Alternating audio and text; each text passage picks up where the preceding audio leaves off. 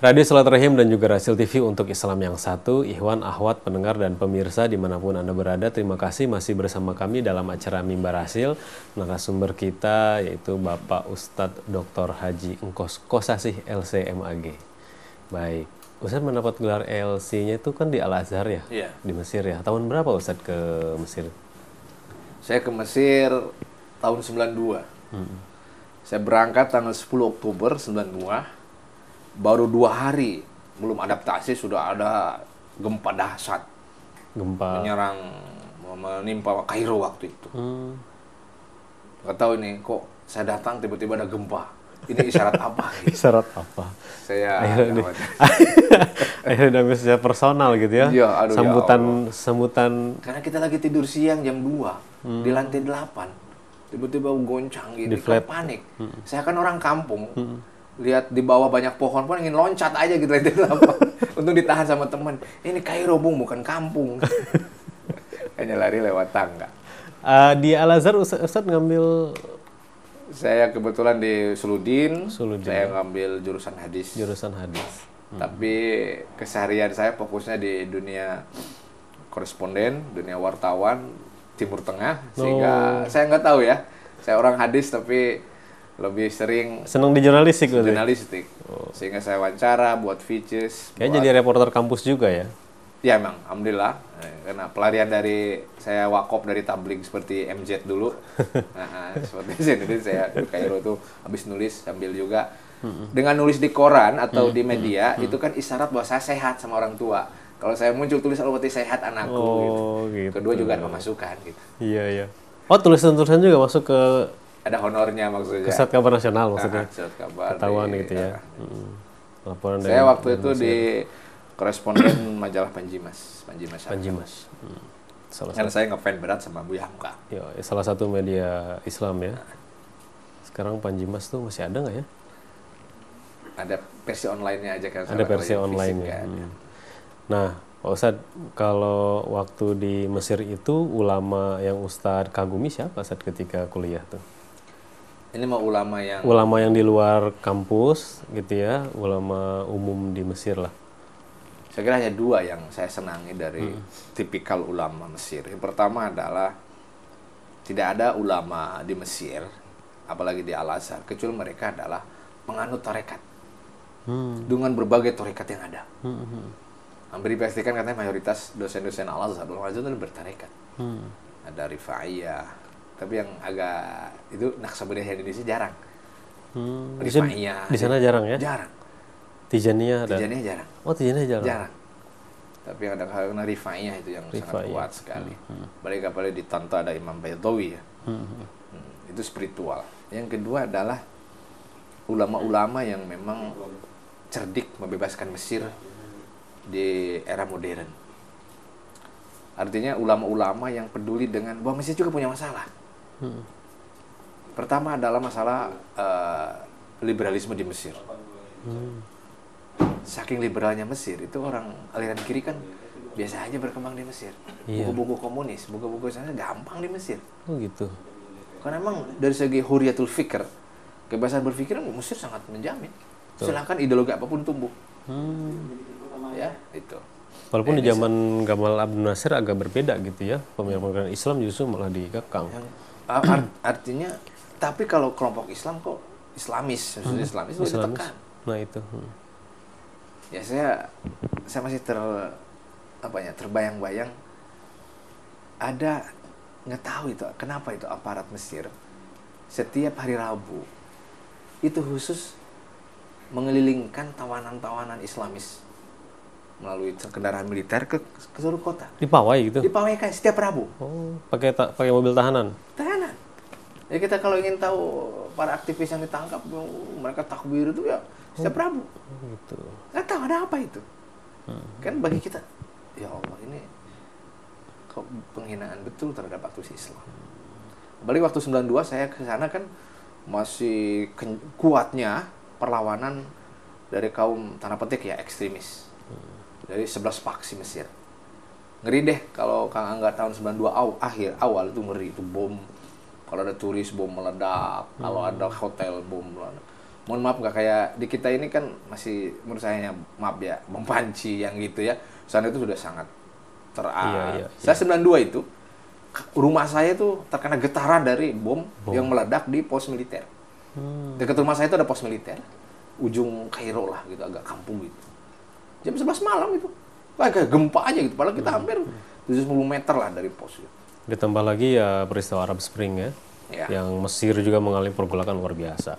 Ini yang Tapi alhamdulillah kan waktu awal datang saya Mesir goncang, tapi setelah saya diam, alhamdulillah mulai stabil. Iya, diambil personal lagi Iwan Ahwat. Tapi sedihnya kan gara-gara saya meninggalkan Indonesia 92-98. Tahu kan apa yang terjadi? 98. Kekacauan kan? Ustaz datang ke Indonesia 98 ya? Saya masih di sana. Oh, masih di sana. Gara-gara saya masih di sana, Indonesia kekacauan masih terjadi kan? Iya, Ustaz. Ekonomi, presiden turun, itu gara-gara saya meninggalkan Indonesia. Oh, gitu. Ketika saya meninggalkan sebuah negeri, kenapa terjadi kekacauan? Iya. Indonesia saya tinggalkan, kacau. Mesir saya tinggalkan, lihat sekarang. Apa perlu saya datang ke Mesir lagi? Dakwah lagi di sana, Ustaz. Baik, Ustaz. Sekarang di sisi kedua ini saya ingin bagaimana memaknai, Pak Ustaz ya. 72 tahun, Pak Ustaz. Permasalahan negeri ini belum lepas dari satu, kemiskinan. Kedua, integrasi bangsa gitu ya. Karena masih ada aja kelompok-kelompok yang terus menggerus tentang kesatuan NKRI. Dan ketiga tadi, kalau di masa Futuh Mekah, setelah Futuh Mekah itu bukan kaum kafir yang dihadapi, tapi kaum munafik. Nah sekarang di Indonesia juga setelah rakyat ini merdeka, yang dihadapi oleh para pemimpin dan juga seluruh elemen bangsa yang dihadapi adalah gerusan atau serangan dari orang-orang yang ingin mengambil keuntungan gitu ya. Ingin mengeksploitasi negeri, menyengsarakan rakyat. Dalam pandangan Ustaz seperti apa ini? Fenomena seperti ini. Ya. Satu tantangan terbesar saya kira setelah kita istiqlal merdeka tentu adalah bagaimana membangun dari awal lagi. Masa penjajahan beralih ke masa kemerdekaan. Tahu masa-masa yang sulit, berat tentu saja. Tapi kan kita lihat umat Islam sangat berjasa membangun satu periode terbagus ya ketika awal-awal Indonesia merdeka, mengisi kemerdekaan. Pesantren ataupun madrasah adalah pasukan terdepan dalam elemen membangun kemerdekaan Indonesia. Kalau bukan pesantren, kalau bukan kiai, kalau bukan ustadz di madrasah, saya kira bagaimana mengisi kemerdekaan ini? Laskar-laskar Hizbullah yang nggak lagi berperang, ya mereka jadi pendidik lagi. Ustadz-ustadz yang dulu pakai bedil, ya sekarang kembali ke mimbar, kembali ke buku. Hanya ini satu kelemahan umat Islam, bahwa kalau Rasulullah kan menjelang Futuh Mekah itu ketika ada perjanjian Hudaybiyah itu kan sementara ya katakanlah perang Badar nyedot tenaga, ya perang Uhud nyedot juga ekonomi, ya masa perang terus setiap bulan. Makanya perjanjian Hudaybiyah adalah itu istirahatlah dari konflik militer, karena ingin menghadapi kemenangan yang hakiki yaitu Futuh Mekah. Itu kan hampir 2 tahun loh tidak ada perang, kan main istirahat. Tali bisa siaran kayak begini kan, kalau lagi perang nggak mungkin siaran kan. Iya, Ustaz. Satu contoh. Artinya Rasul tahu bahwa kalau kita ini leha-leha, ya musuh akan menyalip. Nah umat Islam di kita ini ketika merasa dakwah sudah sejuk, pesantren sudah established, kiai-kiai sudah diterima oleh birokrat, rasa nyaman, ya di sini kita mulai lengah.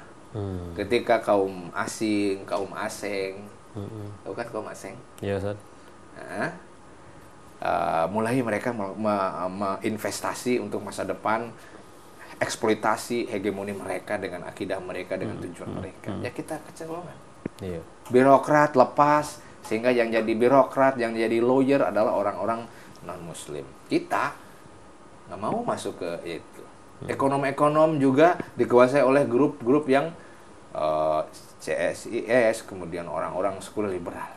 Kita nonton aja. Dalam militer, coba kita kecolongan berapa jenderal muslim?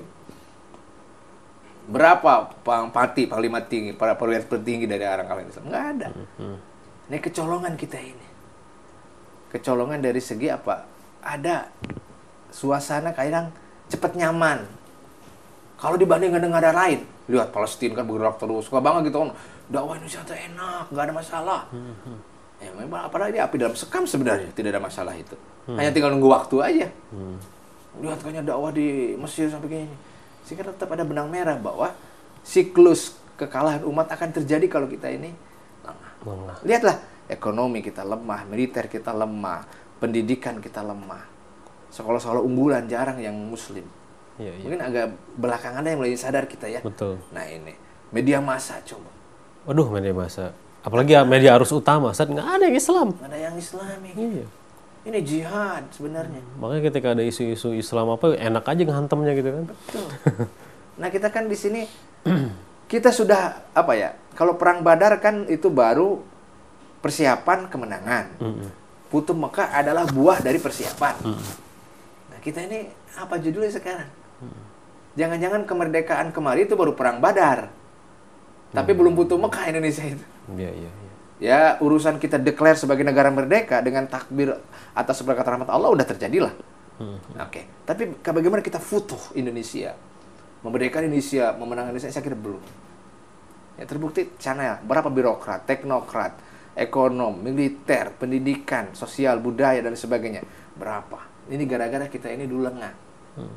Makanya kaum hipokrit yang muncul adalah orang-orang, kaum munafik yang muncul di kalangan Islam adalah orang-orang yang tidak siap bentrok dengan kaum-kaum kufar, karena ingin cari aman. Ya.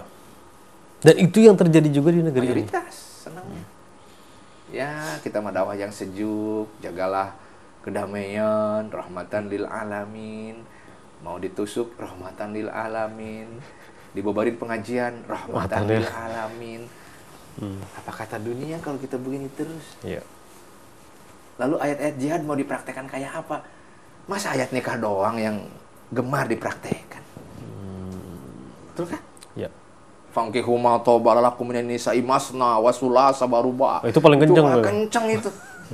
Giliran wajahidu fi sabilillah bi amwalikum, mulai jihad itu kan perlu ada hakim, perlu ada pemimpin Islam. Sekarang belum ada, jadi jihad nggak berlaku. Oke, kalau jihad tidak berlaku, nikah blokir juga. Saya setuju itu. Syariat Allah belum terwujud, maka syariat nikah juga kita blokir. Baru balance. Memang giliran nikah, semangat. Giliran jihad, langsung wakaf. Wakafnya wakaf mutlak. Mohon maaf, saya pakai bahasa harokai. Nah, lalu Pak Ustadz sekarang bentuk jihadnya dengan kondisi saat ini gitu ya, bagaimana? Karena gini Ustadz, supaya orang lain juga tidak salah dalam memaknai kata jihad. Baik. Karena kan digunakan juga oleh orang munafik, hipokrit gitu ya. Wah, jihad ini akan menghancurkan semua elemen bangsa gitu. Ya, kalau tidak belajar fikih jihad yang kafah, yang khatam, yang dari alif sampai ya begini. Yeah. Jihad bermakna membunuh. Padahal jihad itu bi amwalikum wa anfusikum. Kalau bi amwal kan apa? Ya biayai, bantulah stasiun televisi Islam itu kan bi amwal. Sebut aja rasil gitu, nggak apa-apa. Rasil, kita bisa ekspansi. Iya. Bapak-bapak, ibu-ibu yang ingin sodakoh supaya ini ya udah. Karena dari kemenangan kota Makkah kata para ulama ada dua ini. Yeah. Dua dimensi yang sangat menarik. Pertama adalah aspek dinian. Kemenangan kota Mekah, Futuh Mekah itu adalah karena secara agama Mekah jelas jadi poros kabilah Arab kan. Artinya di Indonesia juga sama. Bisa nggak secara agama umat Islam ini menjadi leader, opinion leader di bangsa-bangsa lain, umat Islam lainnya maksudnya. Ya. Karena kalau secara agama kita kalah terus, mohon maaf kata kaum hipokrit yang pemenang, kaum zindik, yang kaum munafik yang hegemoni di negeri ini, gimana kita secara menang secara dinian? Yang kedua adalah secara Mekah, secara ekonomi.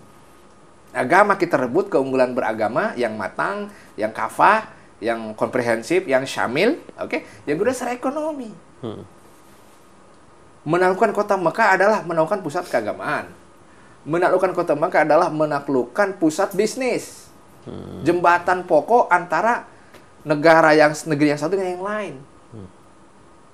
Makanya kalau kita melakukan Indonesia RI 1 oleh orang-orang yang hanif. RI 2-nya, birokratnya, teknokratnya, ekonomnya, militer sebagainya. Maka secara iktosodian, secara ekonomi kita kan menang. Izin pendirian rasio di daerah gampang, secara ekonomi udah ada. Kurang duit atau kurang doa, ayo. Bisa. Ini doa doang. Datang ke Ustadz minta izin, minta restu, minta doa. Jangan gitu dong Ustadz. Bekali mereka dengan duit, baru doa. Bagus, nih modal dari saya dan ini doa dari saya. Mantap. Jangan modal doa, modal dan doa. Baru itu jihad. Betul. Yang komprehensif. Ya saya, mohon maaf saja saya bicara begini emosi dari hubul ummah sebenarnya. Bahwa umat ini besar ya, tapi kita belum punya keunggulan secara agama, secara ekonomi. Yang adalah kaum hipokrit yang merajai di Indonesia dari praktik keagamaan. Yang kedua, ekonomi kita jadi makmum dari jamaah asing dan jamaah asing. Nah, Ustaz, dari apa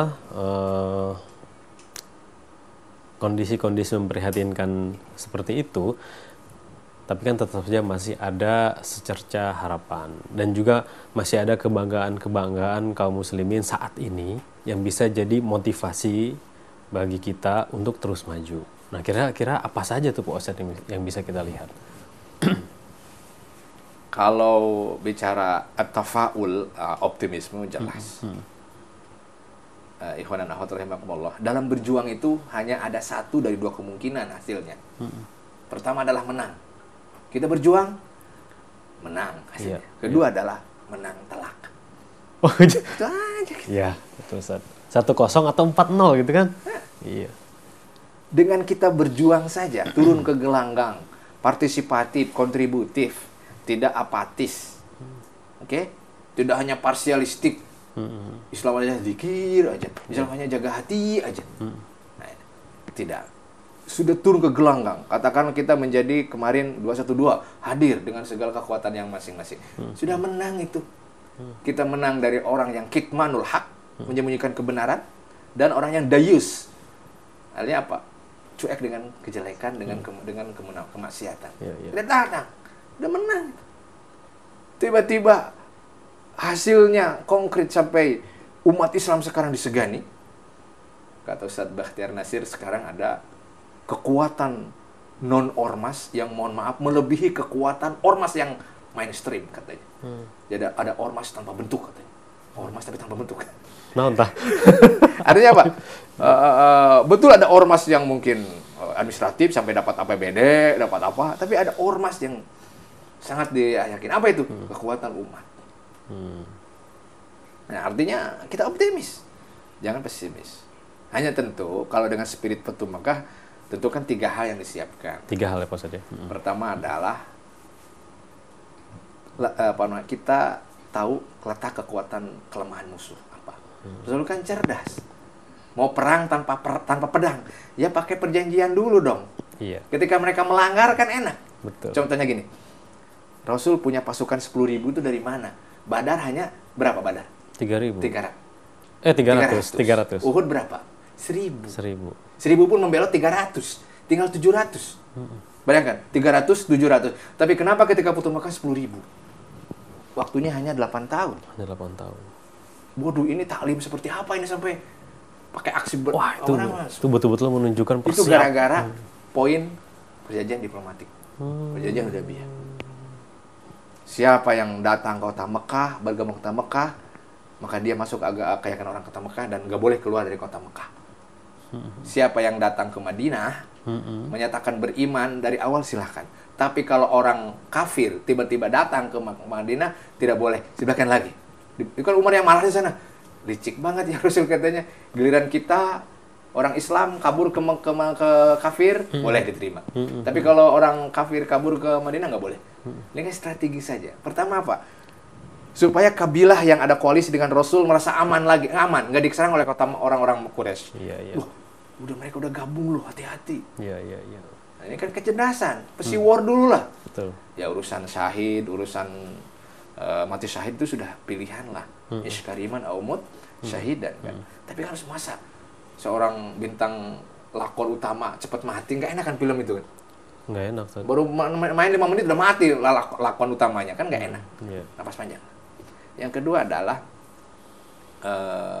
tadi teh mohon maaf ini saya orang Sunda ini. Aduh, perasaan di kampung ya, mohon maaf ini. Saya tuh gemper ya, nervous di Rosil Gemper juga Sunda. TV ya. Iya. Nah, yang kedua apa tadi? Saya bicara tentang bagaimana Rasul menyerang sebelum diserang. Bagus juga kan? Kalau Badar kan, oke, menyerang duluan tapi hanya operasi kecil. Iya. Uhud terbalik. Loh, Rasul kan dalam perang Uhud loh, mau perang kota sebenarnya. Saya ingin tunggu aja mereka datang ke sini, kita perang. Kata sahabat, belum siap ya Rasul. Kita sembut di luar. Jadi kan udah beda caranya kan, diserang semua. Badar diserang, ini diserang. Tapi kalau mau putus Mekah, ayo kita serang. Betul. Yang ketiga, tentu umat Islam sudah matang gitu dengan 2 pertempuran besar, udah berpikir. Makanya bertempur itu memang bagus juga untuk melatih. Matangnya itu kan berarti ada tarbiyah, ada riyadhah gitu ya, ada semua itu ya. Memperkuat juga. Ya antum bayangkanlah 10.000 pasukan, 10.000 baju, konveksi kan, sepatu, belum pedang, belum logistik, makan 3 kali. Betul. Berapa? Itu kan hampir 5 jam kalau pakai mobil. Jalan kaki berapa? Masya Allah. Betul, iya. Berapa itu konveksi, persiapan kuliner, transportasi, Masya Allah. Berarti makanya kekuatan umat Islam secara ekonomi terlihat kalau ada perang, fisabilillah. Kelihatan kekuatan muslim. Tapi kalau nggak ada perang, itu nggak kelihatan kekuatan ekonominya. Walaupun sekarang sebenarnya perangnya beda gitu. Ya kalau kita kan perang asimetris ya, perang budaya, perang ekonomi gitu ya. Nah, kalau perang fisik saya kira hati-hatilah, negara modern juga seperti sekarang aja Amerika nggak berani itu menjinakkan Korea Utara dengan militer. Iya. Eropa aja terpecah suaranya. Padahal udah jelas nantang kan. Betul. Coba kalau itu negara Islam. Habis. Udah apa jadinya? Oh, negara Islam jangankan begitu gitu ya, baru niat beli aja udah. Niat beli aja udah habis. Iya. Tapi optimis lah para jamaah, pemirsa Rasil TV, insyaallah selama kita intan surullah, kita selaras senafas dengan jalan Allah yang surkum. Allah beri an-nasr, kemenangan, tamkin, keunggulan di dalam perjuangan. Hanya jangan mengeluhlah kalau umat Islam masih belum menang telak, baru menang. Saya begini Kak Angga, saya sering berseloroh. Ingin cepat menang nggak umat Islam dalam berjuang? Pengen. Berarti kiamat sudah dekat. Ngerti nggak? Kalau umat Islam segera menang, kafir habis. Berarti kiamat sudah dekat. Iya. Ya, ending kehidupan. Tetapi kalau umat Islam masih belum menang telak, saya kira ini adalah napas panjang untuk kita berjuang, ya, investasi, wakaf. Yang penting bukan masalah syahid, tapi berjuang. Ini ada usaha tadi ya? Usaha. Baik Ustadz, sebagai penutup nih Pak Ustadz ya, karena kita sudah dibatasi waktu gitu ya, perbincangan sangat menarik. Sebagai penutup, apa yang bisa Ustadz sampaikan dari seluruh bahasan kita? Sahabat-sahabat, ikhwan dan akhwat rahimakumullah, Futuh Mekah adalah inspirasi terbaik bagaimana mengelola nafas perjuangan, mematangkan strategi umat dalam menghadapi kekuatan lawan, lalu bagaimana memobilisasi kekuatan umat dalam situasi apapun. Rasul sangat cerdas memposisikan lawan pada tempatnya, lawan pada proporsinya, sehingga Abu Sufyan yang dulunya musuh Islam, setelah masuk Islam, beliau posisikan langsung dengan terhormat. Siapa yang masuk ke rumah Abu Sufyan maka dia aman. Saya kira ini adalah pendekatan humanis, pendekatan dakwah yang bagus, pendekatan dakwah yang cerdas. Mari kita berkonflik dengan kebatilan tapi dengan kecerdasan tingkat tinggi, dengan jamaah yang solid, dengan kematangan diplomasi, lalu bagaimana berjuang dalam aspek-aspek ekonomi, diplomatik dan lain sebagainya, sehingga kita ini benar-benar punya mahabbah. Bukan mahabbah ya, ini pakai ha ya, ini bahasa Arab itu sensitif memang. Mahabbah. Kalau mahabbah itu kan cinta, Ya, ini mahabbah. Artinya apa? Rasa dignity. Umat kalau dengar Islam itu langsung bergetar musuh itu, tentunya mahabbah. Aura. Ini bukan aura kasih ya. Aura kedaulatan. Iya Ustaz. Aura kedaulatan, aura power. Kalau dengar Muslim langsung seperti katanya tentara Rusia, kalau dengar takbir mereka langsung terkencing-kencing. Iya. Ngompol itu. Disangkanya itu adalah ada roket jenis baru katanya. Jadi roket Allahu Akbar. Jadi saya kira ini ini. Islam tidak akan kalah. Tetapi Muslim di sebuah daerah pasti ada kalahnya. Kenapa? Karena kita tidak menolong agama Allah, kita tidak berjamaah, kita tidak cerdas memetakan peta konflik dengan kaum-kaum kebatilan, kita terjebak kepada insyiqaq dakhili, friksi internal, dan yang paling utama memang kita punya fajwah, kesenjangan antara Islam sebagai agama dengan Muslim sebagai penterjemah dari agama itu. Marilah dengan pertemuan ini saya berharap kita merdekakan dari Islam yang hipokrit, mohon maaf, kemunafikan, kefasikan. Kita masukkan menjadi Islam yang kafah, Islam yang cerdas, Islam yang benar-benar membawa satu mahabbah, satu aura kejantanan, aura powerful di hadapan kaum-kaum yang lain. Kita yakin Indonesia akan jaya kalau umat Islamnya punya mahabbah, dan Islam dan NKRI juga akan bermasalah, tidak disegani dengan lain kalau kita tidak punya mahabbah. Kita adalah pemilik saham, kita adalah pribumi, pemilik negeri ini. Wajar kalau kita jadi pemain utama dan bukan pemain cadangan. Betul. Berapapun nilai kontrak seorang pemain cadangan, nggak punya nilainya. Lebih kita main dari menit pertama. Walaupun kalah, itulah artinya menang atau menang telak. Insya Allah. Mudah-mudahan pertemuan perdana ini dengan Rasil televisi ini mudah-mudahan bisa jadi awal untuk kita ada tahrir kemerdekaan emosi, spisi, konsepsi kita tentang al-Islam, insya Allah. Dan tadi tawaran dari kitab, kalau minat bisa lah. Siap, Ustaz. Saya kalau udah janji harus komitmen bebas dari PHP. Gimana Fat yang dirahmati Allah SWT, demikianlah obrolan Mimbar Rasil di kesempatan kali ini bersama Bapak Ustadz Dr. Haji Engkos Kosasih. Ini nomornya akan saya share, Ikhwan Akhwat. Silahkan dicatat. Nanti Anda bisa meminta e-book ya, elektronik book, e-booknya mengenai apa saja gitu ya. Tapi berbahasa Arab ya? Masih bahasa Arab. Masih bahasa Arab. Saya yakin Ikhwan Akhwat kayaknya udah ada yang bisa juga. Nomornya 0813, silahkan dicatat. 0813 9412 5419. Saya ulangi, Pak Ustadz Dr. Engkos Kosasih, 0813 941 25419. Baik, Ustadz, terima kasih banyak Ustadz. Sama-sama. Semoga selalu diberikan kesehatan oleh Allah, amin, gitu ya, dilancarkan segala aktivitasnya. Demikianlah Ikhwan Akhwat, semoga apa yang beliau sampaikan bermanfaat bagi kita semua. Saya Angga Aminuddin ditemani oleh Muhammad Robi dan juga Muhammad Ondi undur diri. Mohon maaf atas segala kesalahan kata. Billahi taufiq wal hidayah. Subhanakallahumma wa bihamdika asyhadu an la ilaha illa anta astaghfiruka wa atubu ilaik. Assalamualaikum warahmatullahi wabarakatuh.